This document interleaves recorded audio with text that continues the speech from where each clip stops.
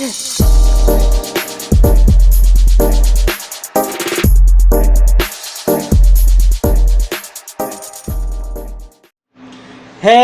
what's up, everybody? This is your boy Kenny, and this is Uncensored Season 2.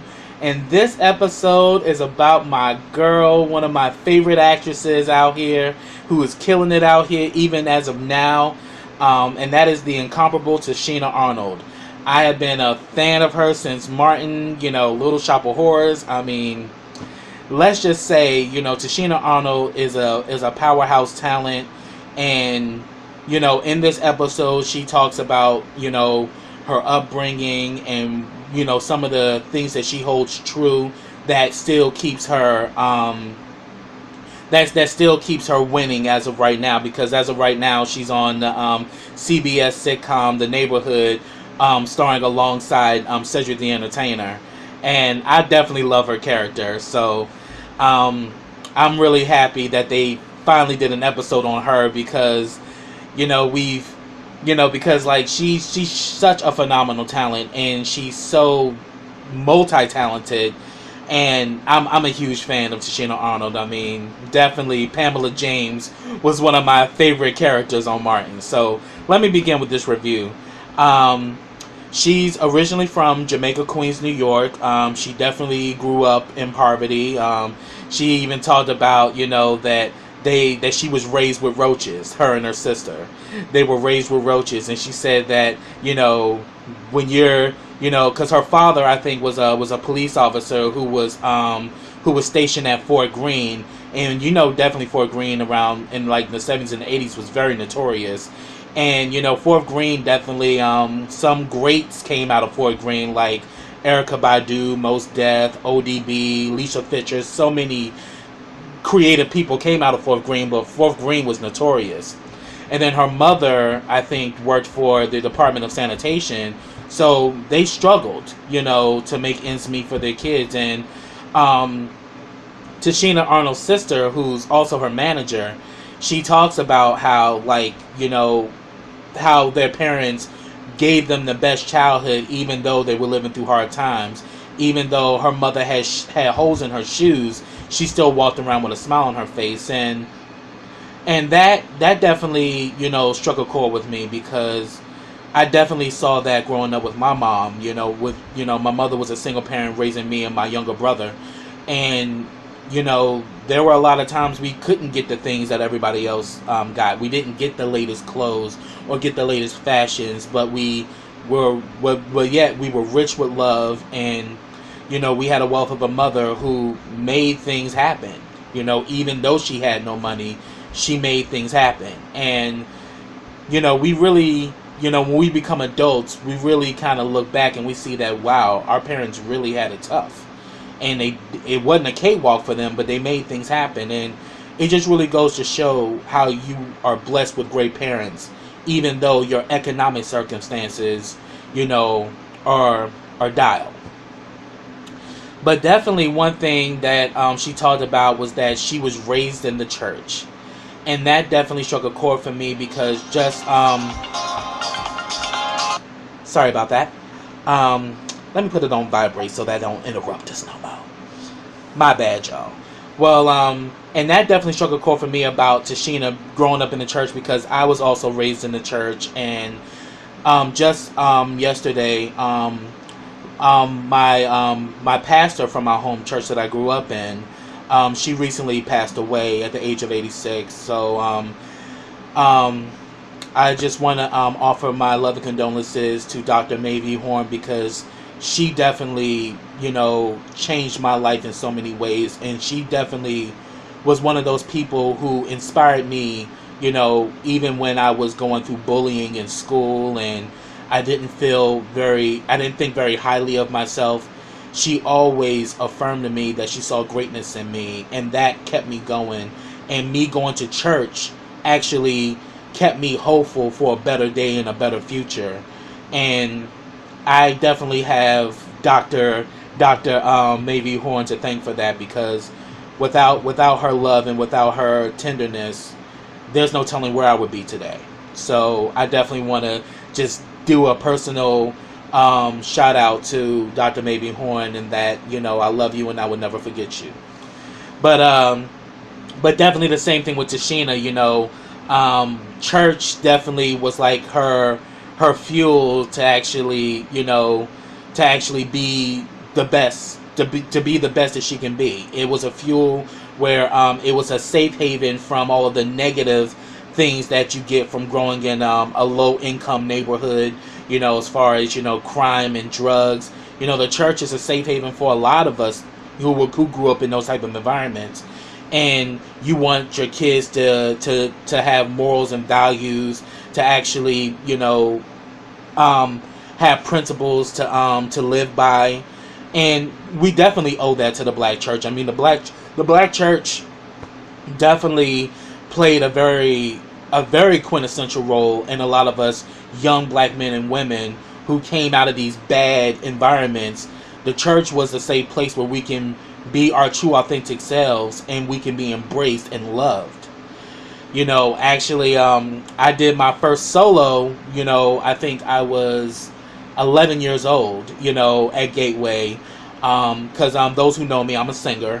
And I was as nervous as I ever been, but it was just something about the way the church family was structured. We embraced everybody. Even when somebody wasn't doing their best, we still showed them love. And, definitely being in that environment really shapes great people, and it shapes great talented individuals too. And Tichina Arnold was no exception. She talked about how her growing up in church, it definitely started to light that bug that she wanted to be an entertainer, that she wanted to be a singer. And she also talked about that singing was her number one love. Acting came second to that. But she said that her mother used to drive the church van, and they literally were in church 5 nights, 5 times a week. And I was like, oh my God, she's speaking for me, because my grandfather drove the church van at my church, and we were in church a lot too. I mean, because my grandmother was a minister, and also I was in the choir too. So anytime the choir had to travel, or we were singing at another church, I was ready. So because growing up I was very active in my church. And the church was like my safe haven. It definitely was a place that I can go to that helped stir me away from all the negativity that I received from the bullying at school.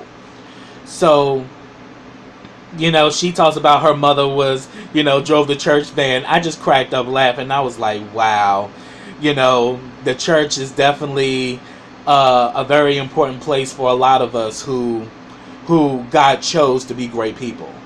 And but she said that the church saved me and it kept me, and as I can say the same for myself.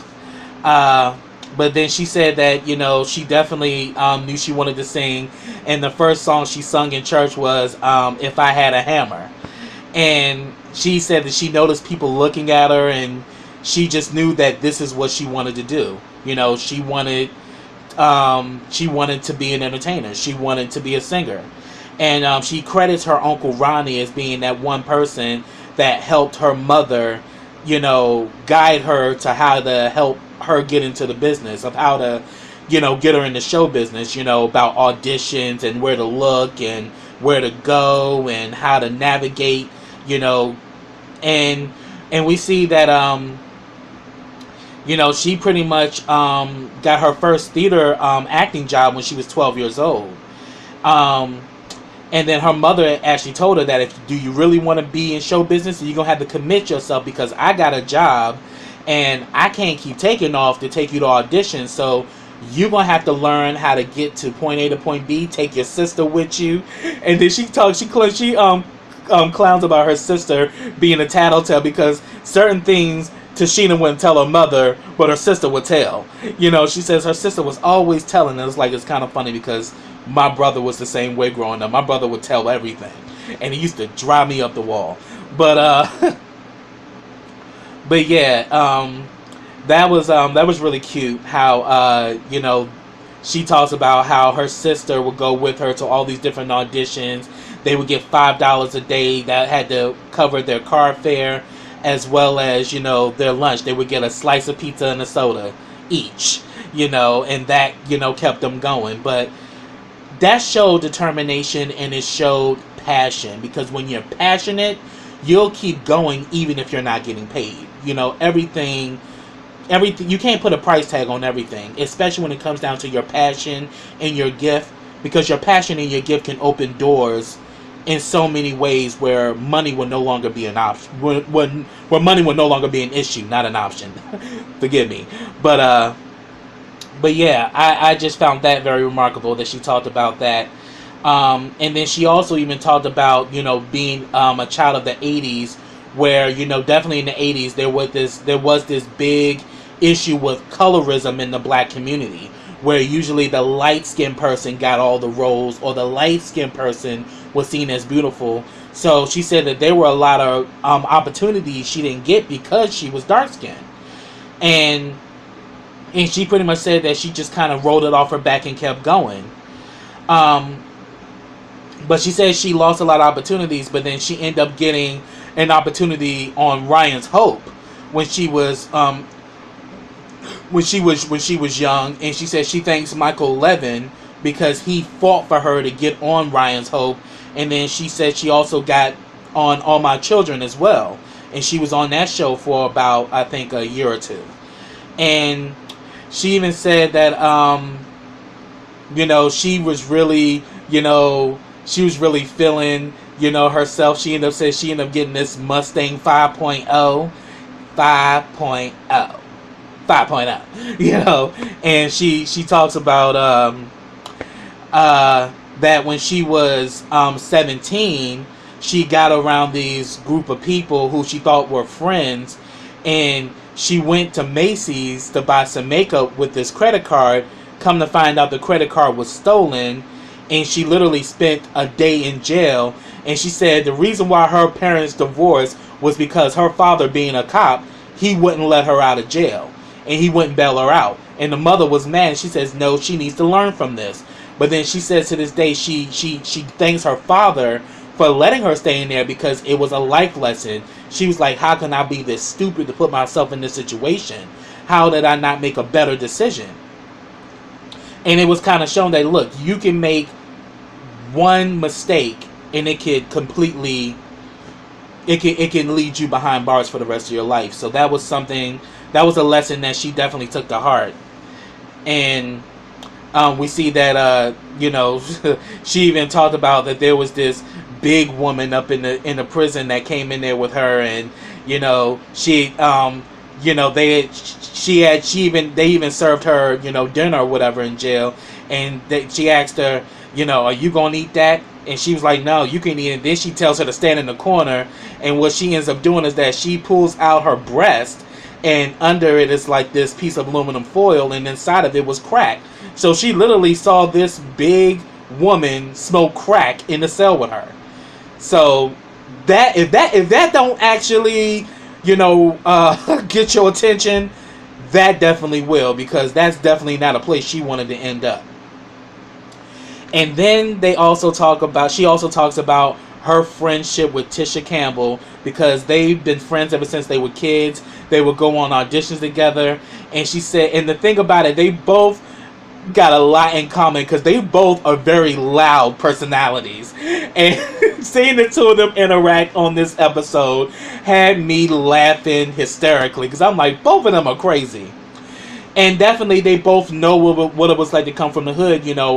Tichina coming from Jamaica, Queens, and Tisha Campbell coming from Newark, New Jersey, the same place as Whitney Houston. So they both knew what it was like to live that hood life.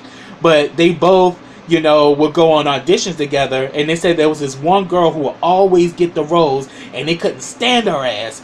But they said that that's what kind of brought them together, because, they became each other's support system, that if one didn't get it, they wanted the other one to get it, and they were supportive of each other, and they helped to, she defined it as that they both helped to get each other out of their own shells.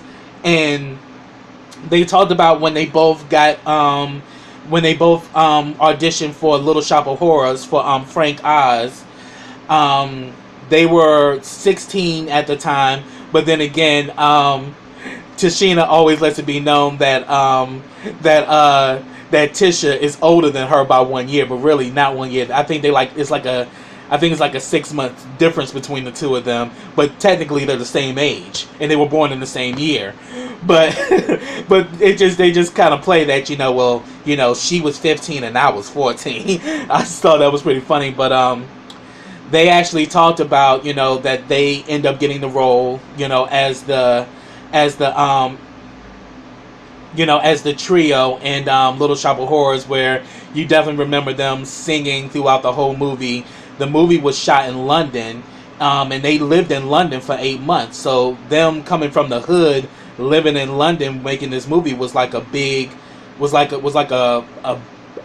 new world for them.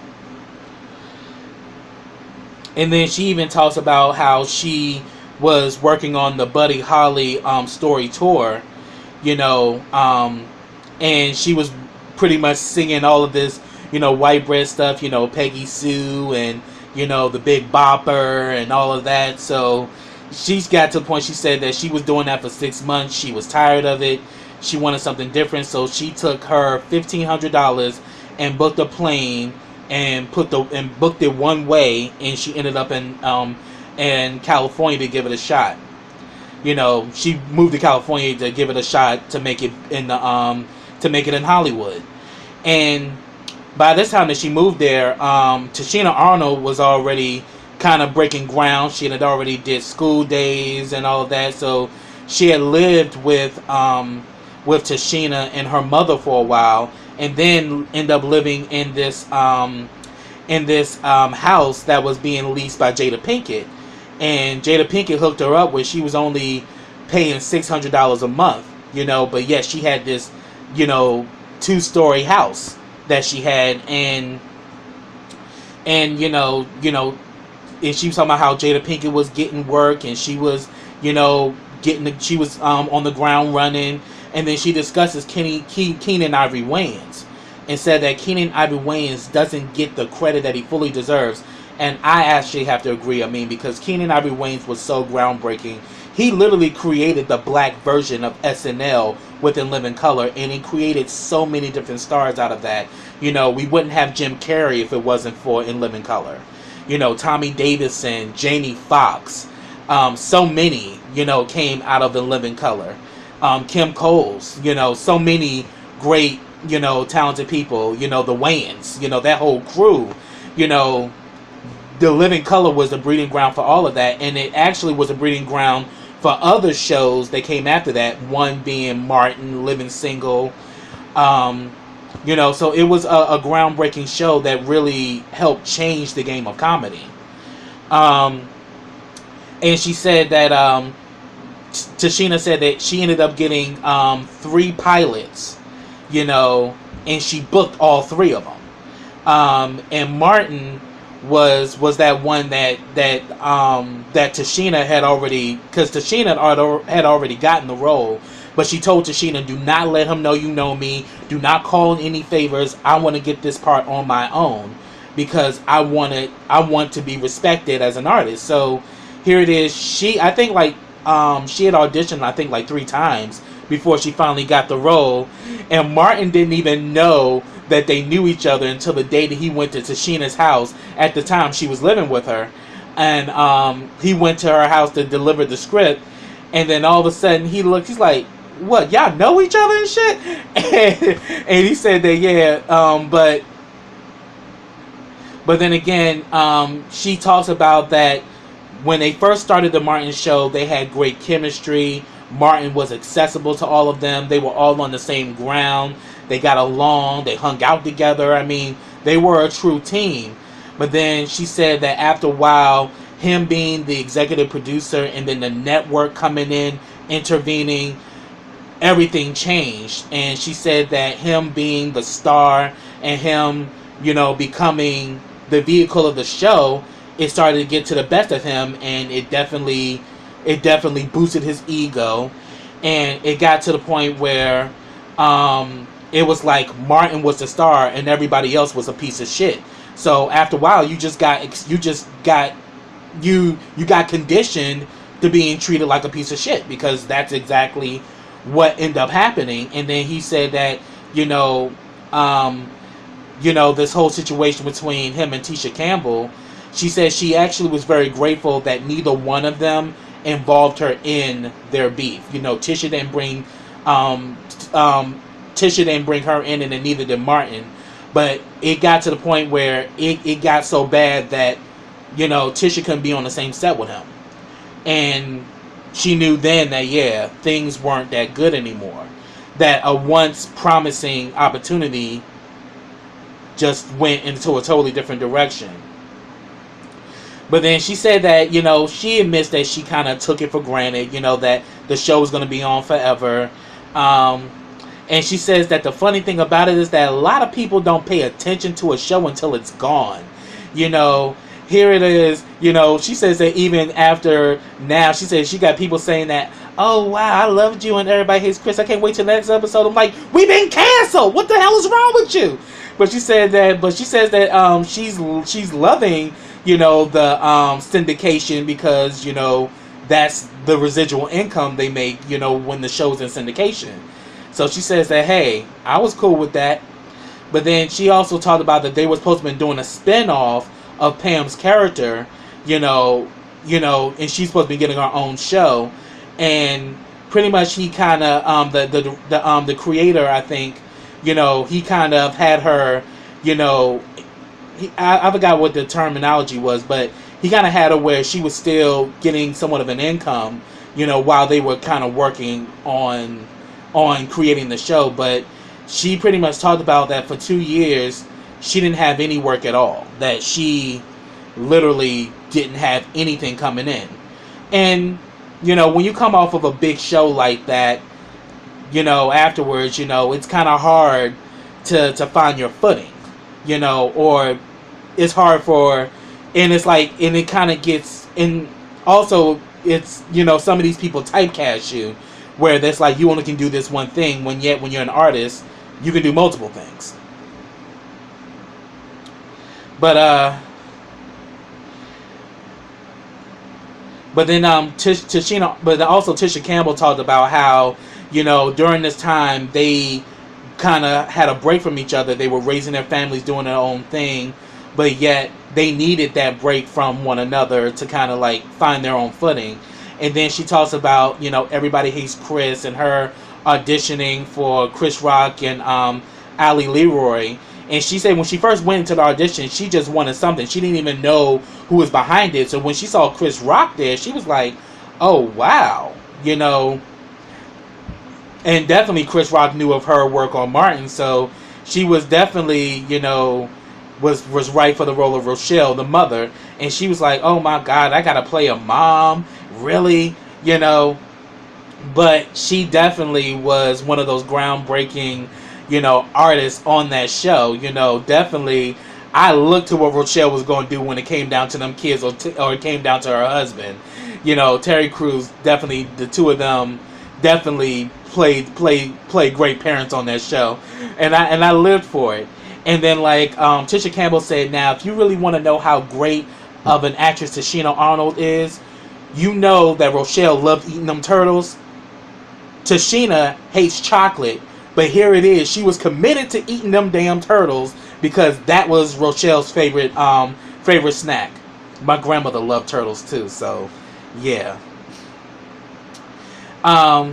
So she also talks about the show Survivor's Remorse, which was like a drama comedy. And she also talks about playing a mother on that. She's like, why is it they keep typecasting me being a mom? I'm like, shoot, I'm good looking, I'm sexy. Does this look like a mother to you?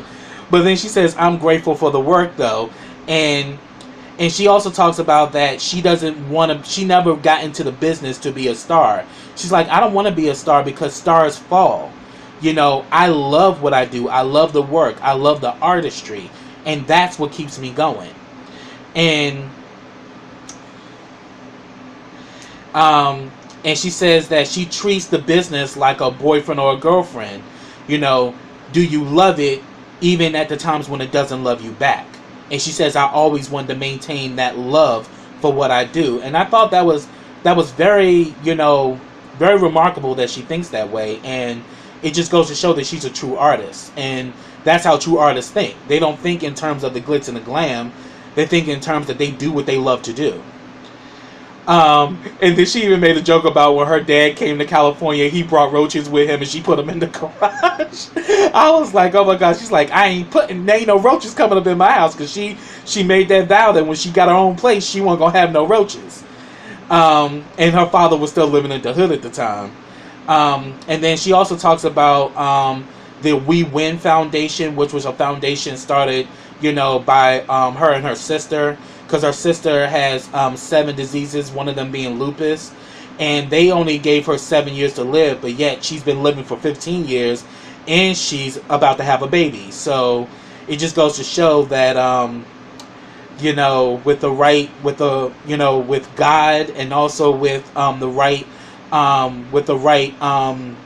right people, you know, impossible things can happen. And here it is. She and her sister's beautiful too. And Whoopi Goldberg is also one of the big funders of the We Win Foundation.